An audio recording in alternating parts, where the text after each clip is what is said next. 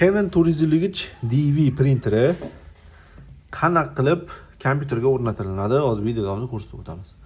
Buning uchun Google Chrome'ga kirib olamiz. Google Chrome kirganimizdan so'ng Canon MF 453 DV printer driver download degan so'zni yozamiz. Ana chiqib keldi. Birinchi chiqib kelganga kiramiz. Kira olamiz. Kira olganimizdan keyin pastroqqa tushamiz. Ko'rishingiz mumkin driver turibdi mana. Yana ham pastroqqa tushsak, bizning operatsion sistemamiz chiqib keladi.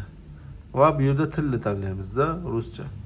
Mana bu yerdan hozir o'zimizga keraklisini tanlaymiz. Windows 32 и 64 razryadi. Ikkinchisini tanlaymiz bu yerdan pastga tushib.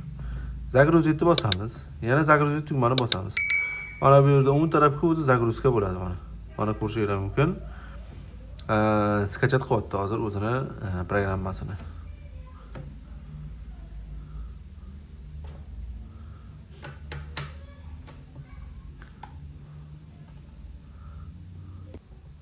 Mana ko'rishingiz mumkin skachat qilindi. Endi uni mana papkacha bosamiz. Bosganimizdan so'ng mana bu ikki marta ustiga bosamiz. Zip papkadan chiqazib oladi o'zi. Ya'ni arxivli papkadan. To'lishini kutib turamiz hozir. Mana dali da kompyuterimizga nima bilan ulangan? USB soedinение degani bu USB kabel bilan ulangan. Hozir biz USB soedinение ulab qo'yganmiz. USB soedinениeni tanlaymiz. Mana o'zi kopirovat qilishni boshladi, driverlarni kompyuterga o'rnatishni boshladi hozir. Esingizda tuting, printer ham yoniq bo'lgan bo'lishi kerak va USB kabellari bilan ulangan bo'lishi shart.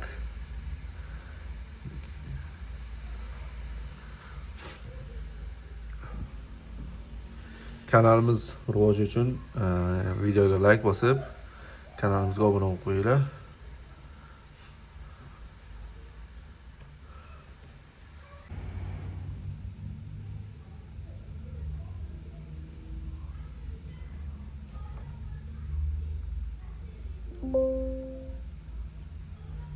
Запустить.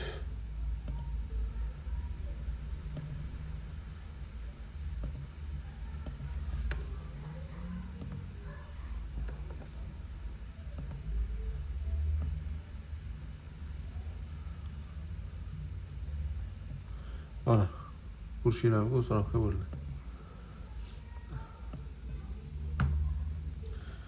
Mana MF 450 seriya. Endi unga farq qilmang, 453 aynan 453 yozilmay, 450 seriyasidagi UFR 2 print modelli printer bu. Mana hammasi o'rnatilib, mana gatov chiqdi. Shunaqa foydali videolarni o'tkazib olmaslik uchun bizning sahifamizga obuna bo'lib qo'yinglar, videoga like bosib obuna bo'lib qo'yishingizdan chiqmasin.